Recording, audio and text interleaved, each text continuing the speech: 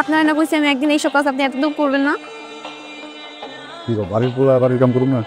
আপনার এই বাড়িতে কেউ পোলা মনে করে না। যদি পোলা মনে করতোই তাহলে আপনাদের সারাদিন গাদার মতো খাটাইতো না। আপনি একজন কলেজ পড়া শিক্ষিত ছেলে, আপনি এইসব কাজ কেন করবেন? আপনি টুকটাক কাজ করেন ঠিক আছে, আপনি এইসব কাজ করতে পারেন না। আমি জমিদারের ঘরে জন্মাইছি, হ্যাঁ? নাকি মুখে শোনা চামচ নিয়ে জন্মাইছি কও? এই বাড়িতে আশ্রয় দিছে, খাইতে দিছে, এই বাড়ির জন্য কাম করুন না? না করতে পারেন না। এই বাড়িতে আপনার আশ্রয় দেন নাই, আপনি আমাকে পড়ান, তার বিনিময়ে এই বাড়িতে থাকেন। তোমার কতবার কইছি না প্রতিদিনের ডাল আর অর্ধেক ডিম বাজি দিয়ে ভাত খেলে আলসার হয়ে যাবো। পৃথিবীতে মাংস মাছ বলতেও কিছু আছে। এই লন, মাংস দিয়ে ভাত খান। লন যাও, তুমি যাও এন থেকে। খালা দেখলে পরে বুঝবো, যাও।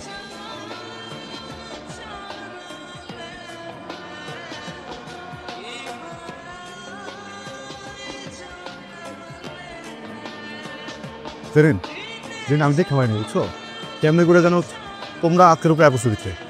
খালার কাছে করো না, ঠিক আছে? কইলে পরে হয়তো বাইর করে দেবো আমাকে। কথা না বলে একটা কাপড় দিয়ে মাথাটা বাইন্ধা দেন না, রক্ত পড়া বন্ধ। ঠিক আছে, কাপড় বলতে আরে ভাই আপনার লুঙ্গিটা আছে না, লুঙ্গিটা ছিঁড়ে মাথাটা বাইন্ধা দেন। আপনার আমার কাছে আসলে একটা লুঙ্গি আছে, তো এর উপরে আমি কাম করি। ও তো কাম কাজ কিছু করতে পারব না। প্যান্ট নষ্ট করলে আবার ক্লাস করুন কেমনি? আরে ভাই তোরা থাম তো, আমাকে এবার একটু বাসায় দিয়ে আয়। চল এই এক একটা পাথর দিয়ে তুমি আমার মাথাটা ফাটাই দাও। চল, মা আপনার জরুরি তলব করছে। করছে মানে কি? তুমি কি সব বলে দিছো তারে? কি হয়েছে সেটা বাড়িতে। তুমি যে এত দেরি করে আইবা আমার আগে কইবা না, তাহলে আমি অন্য লোক ঠিক করে গরুটা মাঠ থেকে আনাইতাম। তোমার লোক আমার গরুটা 5 বছর খাইতে পারে না। তুমি কাজ টাজ থাকলে আগে থেকে বলে দিবা। ধর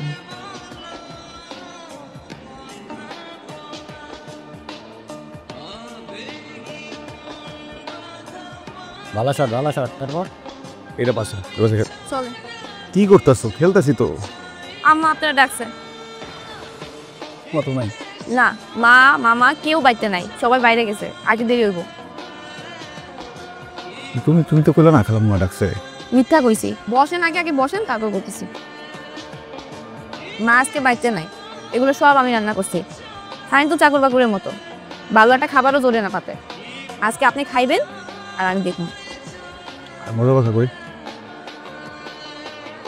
এরকম ঘরে যেন সব হয়। আমি তো বড় মানুষ, আমার খালি কিন্তু খালি সব হবো না। আমি 2 হাত তুলে তোমার জন্য দোয়া করতে পারবো, বুঝছো? আচ্ছা দোয়াই করেন, এখন বেশি কথা বলেন না তো, খান।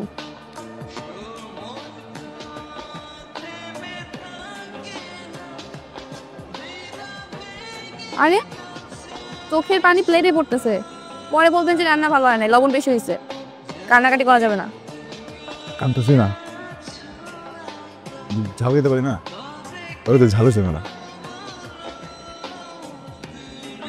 অনেকদিন পর এত মজা করে খেতেছি। আসলে কামতেছি না, ওই ঝাল খেতে পারি না তো, ঝাল খেতে চোখ দিয়ে পানি আসে।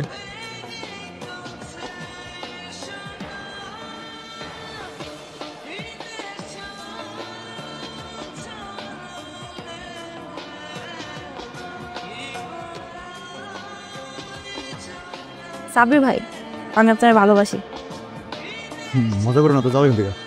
সারাদিন কাম কাজ করছি, জিরাইতেছি, যাও। মজা না সাবির ভাই, সত্যি আমি আপনার অনেক ভালোবাসি।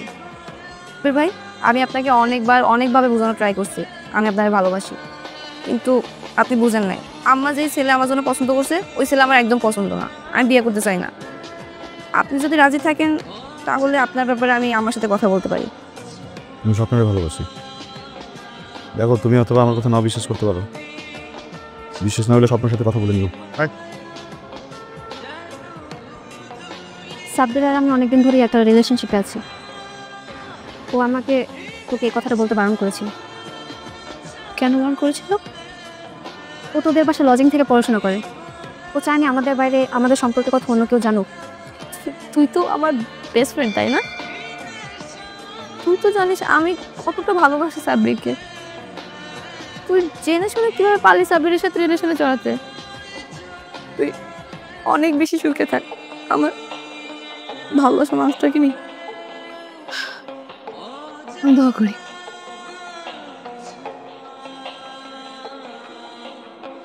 সাব্বির ভাই, আপনি প্রপোজালে রাজিনামে ভালোই করছেন, না তো আমার আপনার বিয়ে করা লাগতো।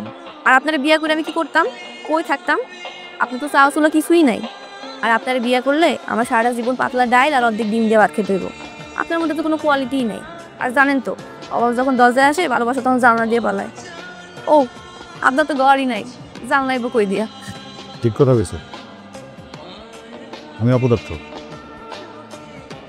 কিন্তু আফসোস হয় না। বড় কথা কি জানো, দুইজন মানুষের ভিতরে যদি ভালোবাসা থাকে না, যে কোনো অবস্থাতেই ভালো থাকা সম্ভব। আমার হবু জামাই ব্যাংকে চাকরি করে, ঢাকায় বিশাল বড় একটা ফ্ল্যাট আছে। আর আমার একবার বিয়ে হয়ে গেলে আমি তো এই গ্রামে ট্রামে আসবো না। তোমার ব্যাংকার জামাইরে বইলো আমি যে তোমার শিক্ষক ছিলাম। আমার বিয়ের সব দায়িত্ব শুধুমাত্র আপনার, লজিং মাস্টার বলে কথা। এটা আবার কেমন লাগে? যাও, কথা দিলাম তোমার জ্ঞান থেকে শুরু করে তোমার বিদায় পর্যন্ত যত দায়িত্ব সব আমি নেব।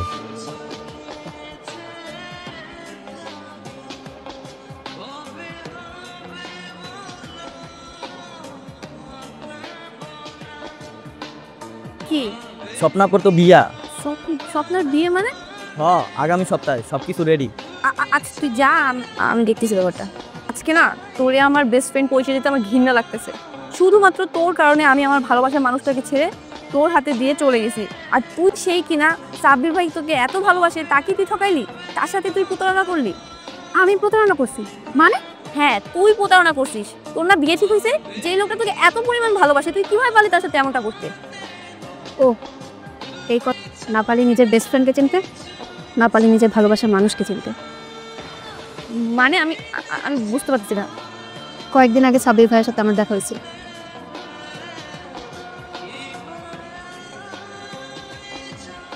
ভালোবাসতে হয়তো যোগ্যতা লাগে না, কিন্তু ভালোবাসার মানুষের তাইতে যোগ্যতা লাগে।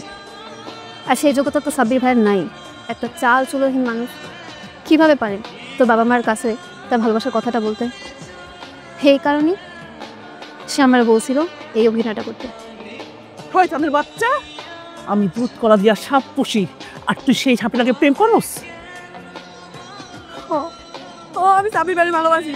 আর তোমরা যে ছেলে আমাকে পছন্দ করছো, ওই পোলারাই বিয়ে করবো না। আমি বিয়ে করলে সাব্বির ভাইয়েরই করবো। আর তোমরা যে তোমার জোর করছো, আমি কিন্তু উল্টাপাল্টা কিছু করে ফেলাবো। তোরে আজকে আমি মাইরে নি ফালামু। আপা ঠিক করতে খানা মারে। আচ্ছা আচ্ছা ঠিক আছে, যা, আমি ধরে নিলাম সাব্বির তোরে ভালোবাসে, তুই সাব্বিরের ভালোবাসিস, এটাই তো? যদি তাই হয়, আমি তোর মামা তোরে কথা দিতেছি, সাব্বিরের সাথে তোরে আমি নিজে বিয়ে দিই।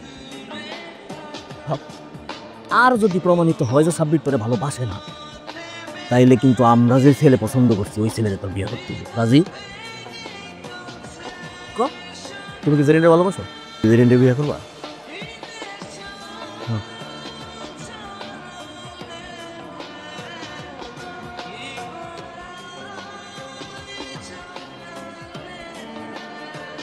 মায়ের বিয়েই হইতো না, আমার বোনে তার অলংকার বিক্রি করে তোর মায়ের বিয়ে দিছে। সেই ঘর থেকে হইছস তুই। তোর বাপ মায় যখন মরে যায়, আমার বইনি তোর পাইলে লাইলা বড় করছে, থাকতে দিছে, খাইতে দিছে। আর সেই বোনের কলিজা কেমন দিতেছস? যদি তোর জন্মের ঠিক থাকে, তাহলে কোনোদিন আমার ভাগ্যের দিকে চোখ দিবি না। তোমার একটা ওয়াদা দিছিলাম, তোমার গায়ে থেকে শুরু করে বিদায় পর্যন্ত সব দায়িত্ব আমি নেব। ওয়াদাটা মনে হয় রাখতে পারতেছি না। আমি তোমার অনেক ভালোবাসি। তোমার একটা প্রশ্ন করছিল না, স্যার সব গল্পের শেষ কি একরকম হয়? আবার বলতেছে না, সিনেমায় গল্প দুইভাবে শেষ হয়। সিনেমায় গল্পের শেষ মানে দুজন ভালোবাসার মানুষের মিল, এলে কষ্ট দুঃখ। কিন্তু বাস্তব জীবন